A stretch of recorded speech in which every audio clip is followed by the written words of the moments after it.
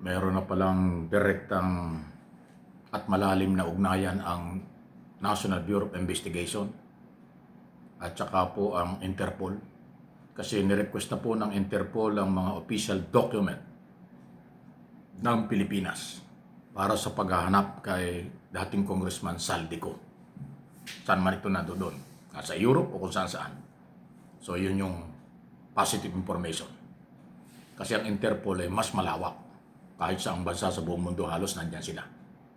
Dahil nagka-interest na sila na tumulong sa paghahanap kay Saldico, kaya isinumite matapos silingin ng Interpol ang mga official document ng mga kaso, warrant of arrest, basihan para tulungan ng Interpol ang Pilipinas na mahuli si Saldico kahit nasa ang bansa.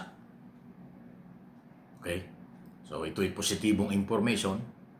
Kaya kayong mga Pilipinong nasa abroad, mga Pilipinong nandito na gustong tumulong, gawin na nyo ang tulong sa pagbibigay ng impormasyon kung nakita nyo at alam nyo kung nasa saan si Saldico na pinapanagot.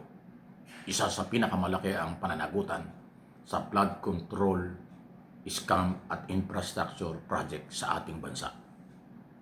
Kung ang Interpol ay nagka-interest, bakit naman tayo mga Pilipino ay hindi magkaka-interest tumulong? Kung wala kayong pagtulong sa mga taong hinahanap ng batas, ayan po'y malaking pagkakamali at malaking kakulangan bilang Pilipino.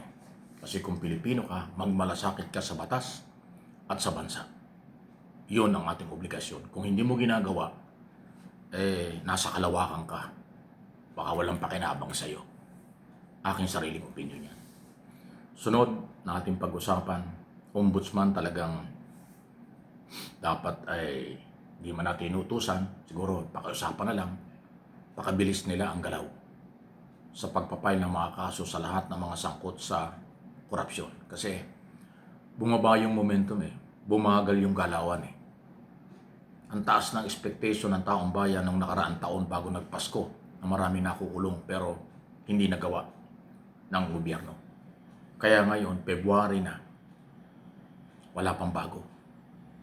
Although naiintindihan natin yung case build-up, gusto siguraduhin na bago mag-file ng kaso, matibay ang ebidensya para walang dismissal. Okay naman yun. Pero kung sigurado yung kaso at ebidensya, mas mabilis, baka mas maganda. Kasi bumaba yung mataas na expectation ng taong sunod-sunod ang makukulong Although alam na ng tao na 3 senador ang subject for resolution ng DOJ. Estrada, Villanueva at Escudero. Pag itong 3 ito, hindi ko sinabing guilty, ay naipakulong dahil sa warrant of arrest, dahil sa ebidensya, babalik yung kumpiyansa ng mga Pilipino na magkakaroon ng hustisya ang nawawalang pera. At higit sa lahat, tataas ang paniniwalang hindi talaga nagbibiro ang gobyernong ito. Nakatulad ng akusasyon ng mga anti-Marcos na namimili lang. Hindi. Ang dokumento at ebidensya ang pagbabasihan kung sinong dapat makakasuhan at makulong. Kaya kung meron talagang sapat ng ebidensya ang ombudsman, i-file na po niyo ang kaso. Hindi sapat yung nakahanda na ang arresting team, hindi sapat na yung pahayag na susunod sila. Kailangan makita na sila'y hinuli, nakaposas at ipipresenta sa husgado before Sandigang Bayan. Katulad ng ginawa kay Bong Revilla. Nag-surrender, pinasahan ng arrest na siya at nakaposas pag dinadala sa Sandigang Bayan. Yan po ang gustong makita ng mamamayang Pilipino. Pero inuulit ko, hindi ko po sinasabi na ang lahat ng akusado ay guilty. Under trial sila, meron silang karapatan, due process. Yung mga senador at iba pang huhulihin at kakasuhan, sila po ay inosente pa rin. Pero kailangan silang makulong dahil sila may pananagutan. Yung karapatan nilang ilaban ng kailang sarili, hindi po yun inaalis ng gobyerno. Yan ang totoo. Okay? Any comment, reaksyon sa ating topic, okay lang po kayo. Sige lang po. Huwag na nating patulan, pansinin ang mga troll at baser. Kasi sarado po ang kanilang pag-iisip at paniniwala. Walang argumentong matino yan. Samantala, eto na yun. Pro-China senador, pro-China na Pilipino, ang kakampi lang, vlogger na pro-China. Direct to the point, straight to the point. Real talk tayo. Sila-sila lang, in other words, ang nagbubulahan at nakakampihan. Ang matitino at majority ng Pilipino sa buong mundo, hindi lang sa Pilipinas, suporta sa gobyerno at paninindigan atin ng West Philippine Sea. Kung ano ang dahilan at basihan ng mga pro-senador, senador pro-China, mga vloggers at mga mamamayang pro-China, kayo nang bahalang mag-isip kung ano ang kapalit nun. Hindi yung paninindigan. Alam na natin kung sino mga senador ang pro-China dating. Kahit na anong paghuhugas kamay nila, kahit anong denial na sila hindi pro-China, kabaliktaran sa kailang sinasabi at ginagawa.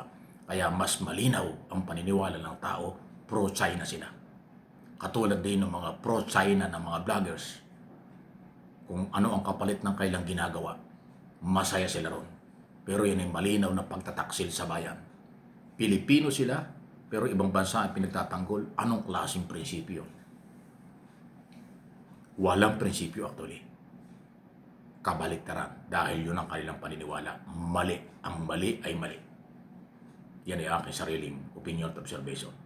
Kaya huwag kayong patinag, huwag kayong maniwala. Kung Pilipino ka, magmahal ka at manindigan. Huwag kayong maniwala sa galawang pampolitika, galawang pangsarili, at galaw na nagpapagamit sila sa makapangyarihan China, mayaman China na gumagamit ng bilyon-bilyon dolyar ayon sa Amerika sa kanilang propagandang ginagawa sa buong mundo. Dahil ang kanilang planong sila yung maging superpower kalaban ng Amerika ay tuloy-tuloy. Inamin na po nung kamakalawa lang nung presidente ng Taiwan na threat sa mundo ang China. Kaya pinipilit silang pakialaman ng China. At sunod daw na pakikialaman ng China ay ang iba pang mga bansa sa ASEAN katulad ng Pilipinas. Ang Vietnam, ang China, ang Taiwan at Pilipinas daw ang isa lang sa mga target ng China ayon sa presidente ng Taiwan. Kaya hindi pwedeng mangyari yun, lalabanan nila. Ang ambisyon na magpalakas ang China sa mundo, kaakibat ang paggasta ng malaking pera para linlangin ang mga tao sa mundo na sila ang tama kaysa mali. Ang masakit, hindi man aaminin ito ng mga Pilipinong pro-China. Yun na yung galaw. Yun na yung nangyayari. Kaya dapat niyong alamin. Dapat niyong malaman ng mga followers, subscribers at viewers ng channel na ito kung bakit sila ganon. Malawak na po ang galaw ng China. Pang buong mundo, hindi lang pang ASEAN. At tayo ay biniktima. Tayo ay aagawan. Tayo ang mga Pilipinong nandito ay ginagamit nila. At yun na nga po yung sinasabi ng intelligence report ng Estados Unidos. $1 billion every year ang ginagastos ng China para linlangin ang mga tao sa mundo at paniwalain na sila ang makapangyarihan at kanilang gagawin ng lahat para maging superpower. Pang-international na galaw, yung ibang Pilipino, tanong lang, nagpapagamit kayo? Bahala kayo sa buhay nyo.